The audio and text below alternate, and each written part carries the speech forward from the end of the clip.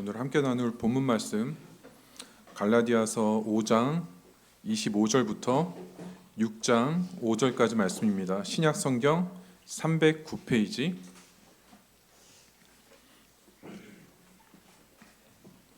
갈라디아서 5장 25절부터 6장 5절까지 말씀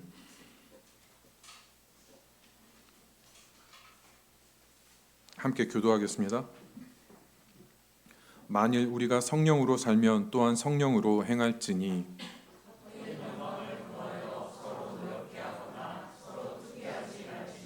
형제들아, 사람이 만일 무슨 범죄한 일이 드러나거든 신령한 너희는 온유한 심령으로 그러한 자를 바로잡고 너 자신을 살펴보아 너도 시험을 받을까 두려워하라.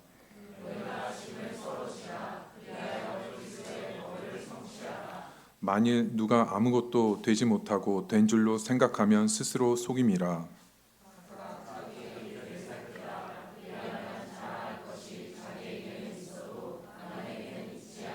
다 같이 읽겠습니다. 각각 자기의 짐을 질 것이라. 아멘. 오늘 말씀 복음이 가져오는 자상이라는 제목으로 말씀 나누도록 하겠습니다. 제가 지난 그 구정 명절에 와이프하고 한 수년 만에 같이 이제 집에서 영화를 하나 봤습니다. OTT에 떠 있는 영화인데 그 중국 영화인데 먼 훗날 우리라는 영화를 이제 같이 봤습니다. 이제 시골에서 이제 수도 베이징으로 상경한 두 남녀가 만나서 이렇게 사랑하는 그런 이야기입니다. 둘이 아무것도 없이 베이징 올라와가지고 너무 가난할 때 만나서 사랑하게 됐는데 사랑해가지고 만났어도 현실은 하나도 변하지 않는 겁니다. 아무리 열심히 일해도 어떤 소망이 보이지 않고 변하지 않는 차가운 현실 속에서 어렵게 시작했던 그 처음에 소박했던 사랑이 시간이 가면 갈수록 지쳐가는 걸 보여주는 거예요. 그래서 어쩔 수 없이 헤어지게 됐는데 영화가 시작할 때 나중에 그 남자 여자 주인공들이 나이가 들어서 비행기 항공편에서 우연히 만나는 것으로 영화가 시작되고 자기들이 어긋났던 사랑을 되돌아보는 형식으로 영화가 진행되는 겁니다.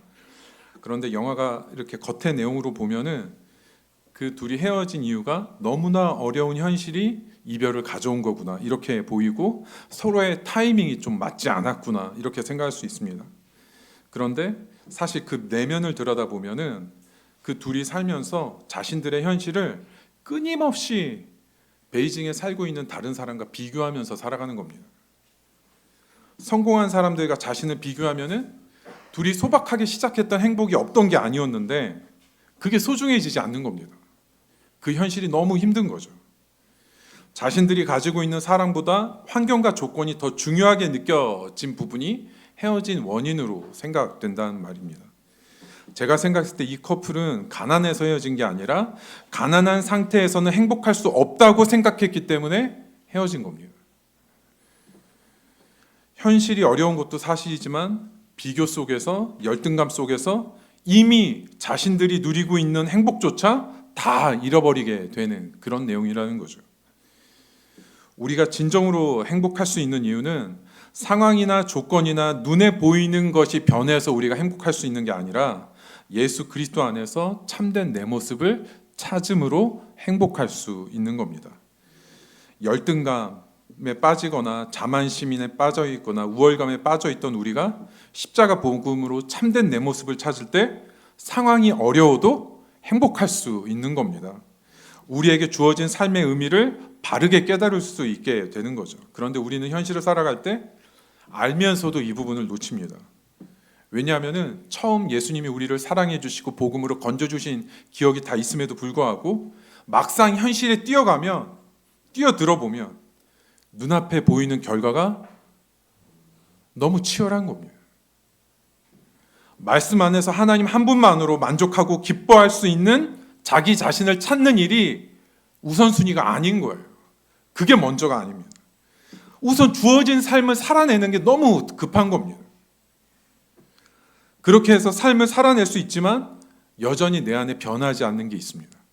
열등감과 우월감은 변하지 않는 겁니다. 결국 하나님이 바라시는 삶을 놓쳐버리게 되는 거죠. 오늘 본문은 복음이 우리의 자아상을 치료하고 회복시켜주고 그 회복된 자아상으로 다른 관계를 건강하게 회복시킬 수 있다고 말씀하고 있습니다. 지난 본문까지, 그러니까 5장 24절까지 성령을 따르는 삶은 육신의 소욕과 싸워서 이겨내고 거룩한 삶으로 가게 된다고 그랬는데, 오늘 말씀에서 성령을 따르는 삶은 우리의 자아상과 관련이 있는 겁니다. 25절과 26절은 자아상의 회복에 대해서 말씀하고 있고, 6장 1절부터 3절은 다른 사람을 섬기는 것에 대해서, 마지막 4절과 5절은 자신이 책임져야 하는 부분이 있다는 겁니다. 하나님 앞에.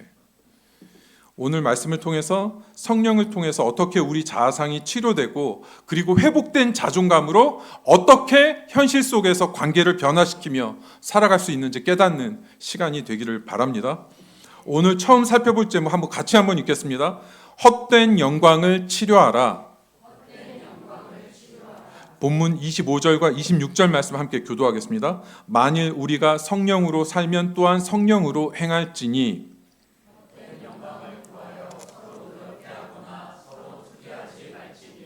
시작할 때 25절에 성령으로 살면, 앞에 성령으로 살면은 앞에 말한 24절까지 말씀입니다.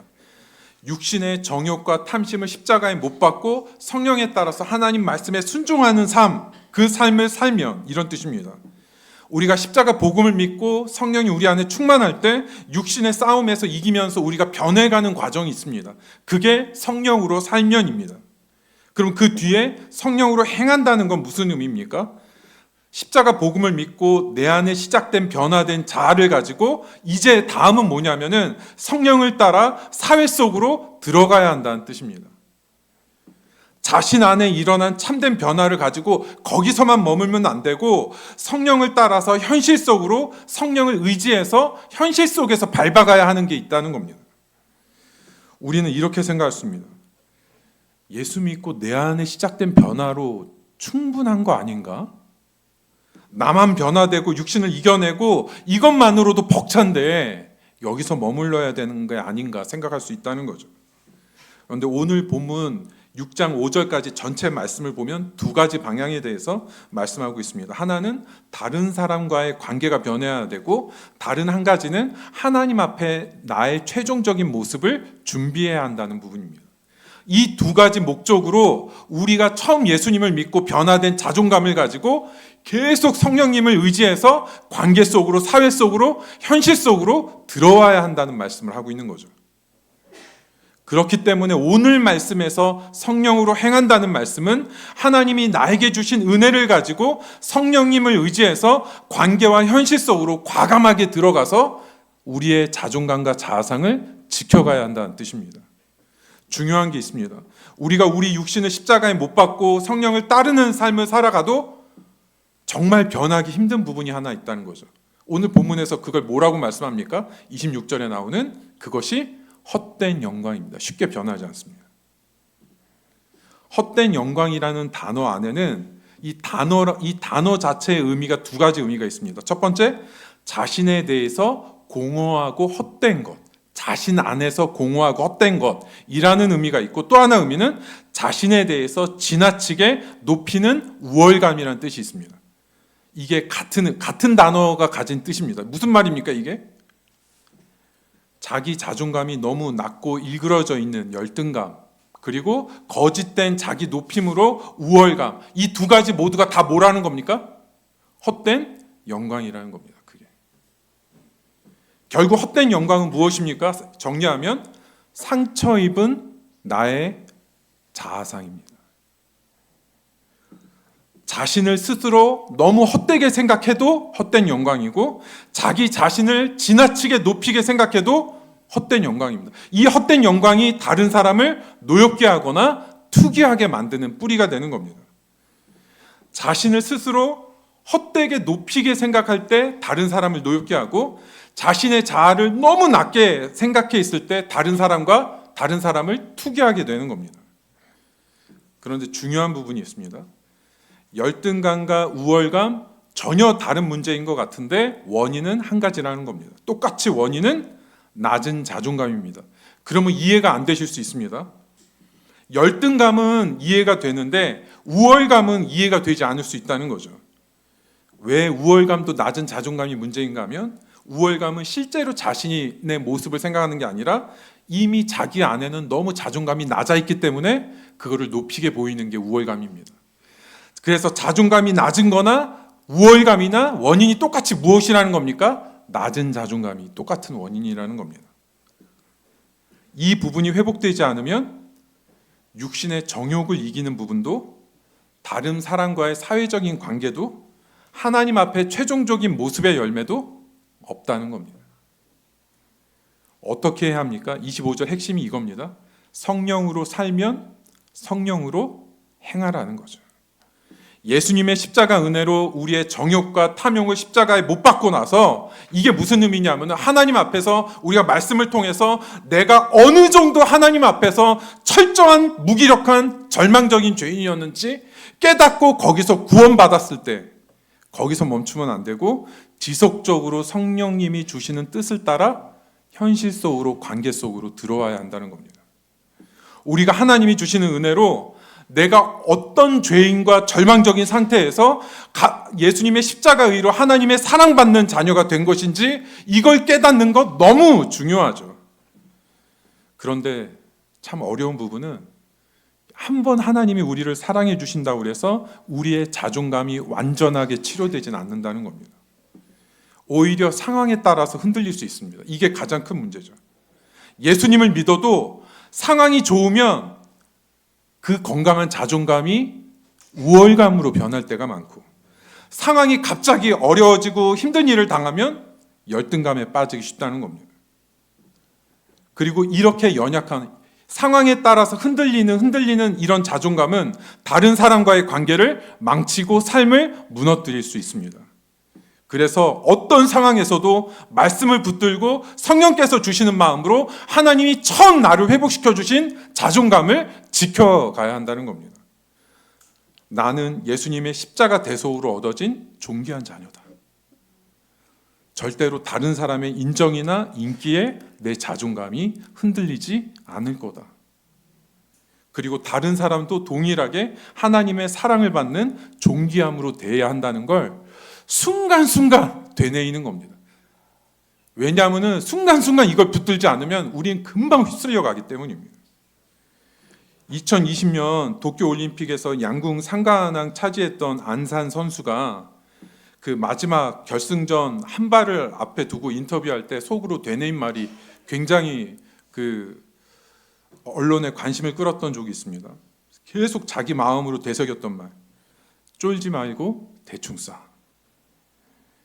너무 마지막 한 발 금메달이 달린 그 한 발이 너무 긴장과 압박으로 자신을 누르고 있는데 그 압박감에서 눌린 자신을 자유케 해주는 말이 뭐냐면은 쫄지 말고 대충 쏴.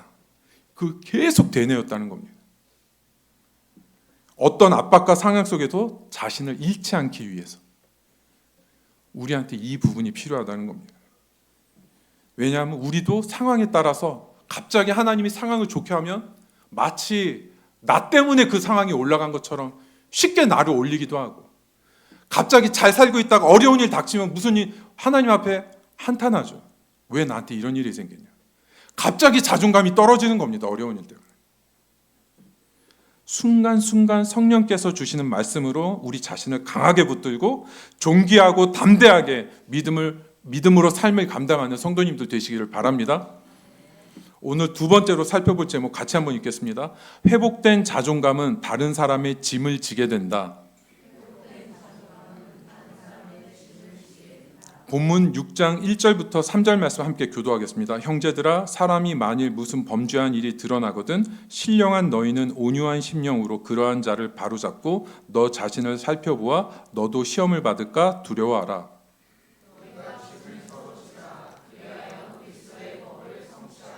만일 누가 아무것도 되지 못하고 된 줄로 생각하면 스스로 속임이라. 자, 오늘 1절부터 3절을 보실 때 제일 먼저 봐야 할 구절은 2절입니다. 2절에서 짐을 서로 지는 것에 대한 예가 1절 말씀입니다. 앞에서 성령으로 회복된 자존감은 다른 지체를 사랑하는 길로 나아가야 한다는 겁니다. 그래서 공동체의 지체가 가장 무거워하고 있는 그 짐을 함께 지을 수 있는 것. 이미 그 사람은 마음속에 자존감이 회복됐다는 증거가 되는 거죠. 그리고 뭐라고 말씀합니까? 2절에 보면은 그리스도의 법을 성취하게 된다고 말씀합니다. 이 법이 무엇입니까? 예수님이 우리를 사랑한 것 같이 내가 다른 지체를 사랑할 수 있는 법. 그런데 1절 말씀을 보면 다른 지체가 지는 짐 중에서 가장 무거운 짐이 무엇입니까? 그게 죄의 짐이라는 거예요. 1절에 무슨 범죄한 일이 드러나거든. 이거는 어떤 사람이 죄가 공동체가 알 정도로 드러났다는 뜻은 이게 무슨 의미냐면은 이미 그 죄에 압도당하고 있었다는 뜻입니다. 어떻게 해야 합니까? 대부분 여기서 크게 잘못하는 것이 이 말씀이 죄를 지적하는 것이 그 사람을 위한 것이라고 생각할 수 있습니다. 그렇지 않습니다. 죄 지은 사람에게 단순히 죄를 지적하는 것은 잘못된 자존감의 표현입니다. 왜냐하면 단순히 죄를 지적하기만 하는 것은 자신이 우월하다는 생각에서 나온 행동일 수 있기 때문입니다. 오늘 말씀은 지적이라고 하지 않습니다. 무엇이라고 합니까? 1절 보시면 바로잡고. 이 단어의 뜻이 뭐냐면은 카타르티조라는 단어인데 정돈하다, 처음 상태로 회복시키다 이 뜻입니다. 죄에서 온전한 하나님의 자녀로 다시 세워주는 게 다른 사람의 죄의 짐을 내가 지는 겁니다. 지적하는 게 짐을 지는 게 아니라. 그래서 1절 말씀을 보면 그 죄를 바로 잡는 거는 아무나 할 수 있다는 게 아니라고 말씀하는 겁니다. 세 가지 조건이 있다고 말씀하고 있죠. 첫 번째, 신령한 너희는, 이거는 죄에 대해서 완벽한 사람이 세워줄 수 있다, 그런 의미가 아닙니다. 25절에 나온 대로 성령으로 살고 성령으로 행하는 사람이 죄에 연약한 사람을 세워줄 수 있다는 겁니다. 자신도 연약한데 불구하고 순간순간 성령의 의지에서 충만함으로 의지하면서 살아가는 그 사람이 성령께서 주시는 은혜 안에서 다른 사람의 무너진 부분을 세워줄 수 있다는 거죠. 그래서 두 번째 조건이 무엇입니까? 온유한 심령으로. 이 온유하다는 뜻이 무엇입니까? 부드러운 그런 뜻이 아니라 자기가 가진 힘을 통제할 수 있는 힘, 이게 온유입니다. 자신이 하나님 앞에서 회복된 자존감이 다른 사람을 세워줄 때는 가장 낮은 모습으로 겸손하고 사랑하는 마음으로 그 사람을 일으켜줄 수 있는 겁니다. 온유한 사람은 성령 안에서 자신의 자존감이 회복된 경험이 있는 사람입니다. 얼마나 자기가 완전히 절망적인 죄에서 하나님의 긍휼한 은혜로 건진받은 그 자존감이 있는 사람은 다른 사람의 죄에 대해서 겸손하게 다가갈 수 있는 거죠. 그 다른 사람의 죄의 연약함을 사랑으로 보듬어주고 하나님 앞에 능력 있게 세워줄 수 있게 되는 겁니다. 그래서 다른 사람의 죄의 짐을 질 수 있는 사람은 자신도 그 죄에 대해서 얼마든지 순간 무너질 수 있다라는 두려움을 가지고 있는 사람이라고 말씀하고 있는 겁니다. 두 가지 문제가 있습니다. 우리는 솔직히 다른 사람의 죄에서 너무 무관심할 때가 많고, 다른 사람의 죄까지 신경 쓰고 싶은 마음이 가지가 않고, 또 하나는 너무 내가 좀 의에 가득 차 있을 때는 다른 사람이 지은 죄를 그냥 넘어갈 수 없는 겁니다. 지적해야 풀리는 겁니다. 근데 정말 최악은 뭐냐면은 죄를 지적하고 그 죄를 퍼뜨리는 경우. 그것은 짐을 지는 게 아니라 그 사람에게 훨씬 더 무거운 짐을 지워주는 게 되는 거죠. 서로의 짐을 진다는 것은 먼저 내가 하나님 안에서 회복된 자존감이 있어야 하고, 예수님이 주신 사랑으로 그 사람을 죄에서 벗어나 하나님 앞에서 바르게 세우는 데까지 갔을 때 내가 짐을 지는 겁니다. 그래서 하나님 앞에 죄로 무너지고 회복된 자만이 다른 사람의 죄를 끝까지 인내하고 사랑으로 일으켜줄 수 있게 되는 겁니다. 무관심도 안 되지만 성급하게 죄를 지적해서 영혼을 실족하게 하는 건 더 힘들게 만들 수 있다는 겁니다. 우리에게 두 가지가 필요한 거죠. 첫 번째, 뭐가 필요하면 기다림입니다. 뭘 기다려야 됩니까? 충분한 신뢰관계가 쌓일 때까지 기다려야 됩니다. 그러지 않고 다른 사람의 죄를 지적하고 다루려고 하는 것은 관계를 깨뜨리게 되기 때문입니다. 신뢰 안에서 죄 문제가 은혜로 다루어질 수 있습니다. 근데 신뢰 관계가 쌓여졌을 때 두 번째로 해야 될 건 겸손하게 죄의 문제를 말해주고 그 다음에 거기서 끝나면 안 되고 어떻게 하면 하나님 안에서 회복될 수 있는지 그 길까지 알려줄 수 있어야 되죠. 지적이 목적이 아니라 하나님 앞에 그 영혼을 바르게 세우는 것까지 해야 우리가 다른 사람의 짐을 지게 되는 겁니다. 그래서 3절 보시면 마치 자신은 죄의 문제를 완전히 정복한 것처럼 생각하는 것을 경계하고 있는 겁니다. 내가 그 죄에 대해서 자유하기 때문에 그 사람을 세워줄 수 있는 게 아니라는 거예요. 스스로 높이는 태도를 가지고 다른 사람의 짐을 질 수가 없습니다.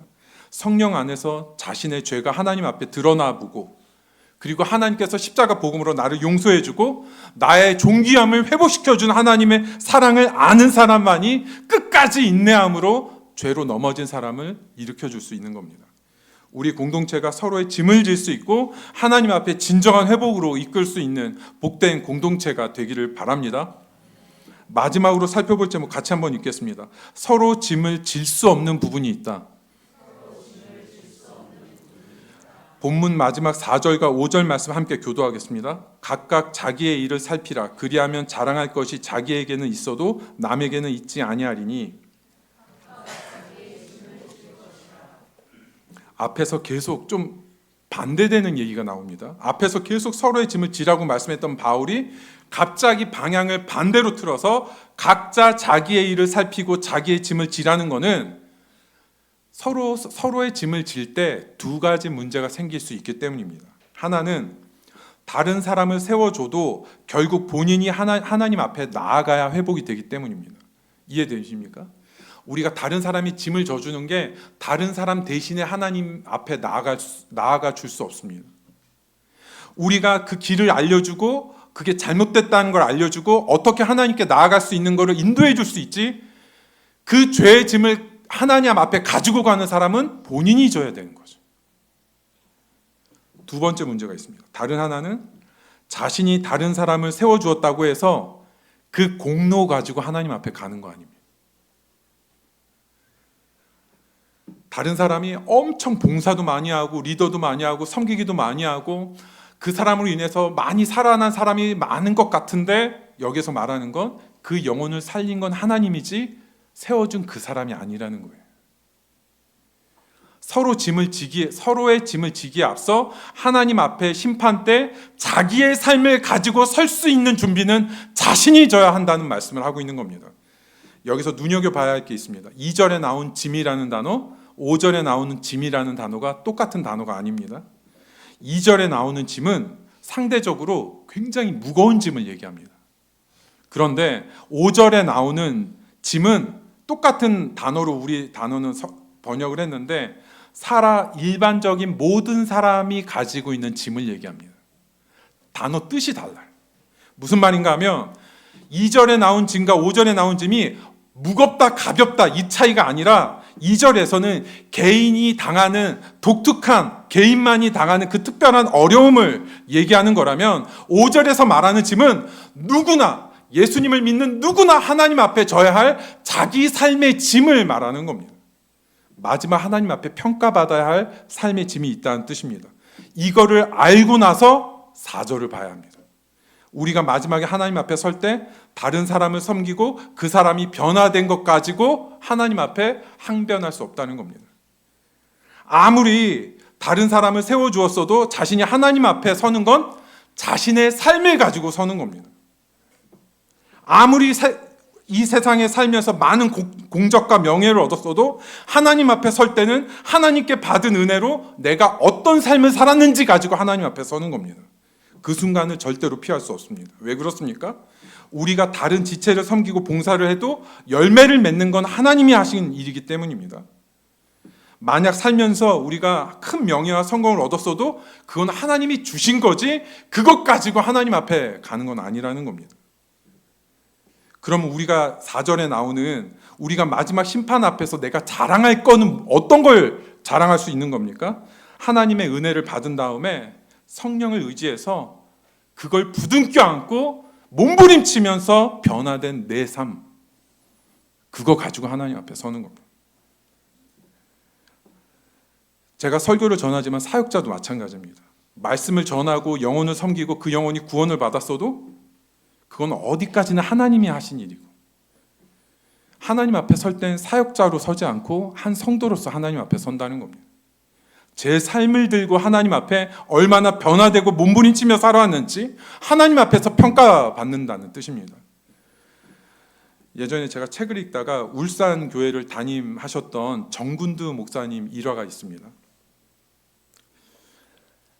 그 정군두 목사님께서 그 울산 교회에서 주일 설교하시고 마지막에 헌금 기도하실 때 갑자기 의식을 잃고 강대상에 머리를 박고 그 자리에 쓰러지신 겁니다. 예배 중간에.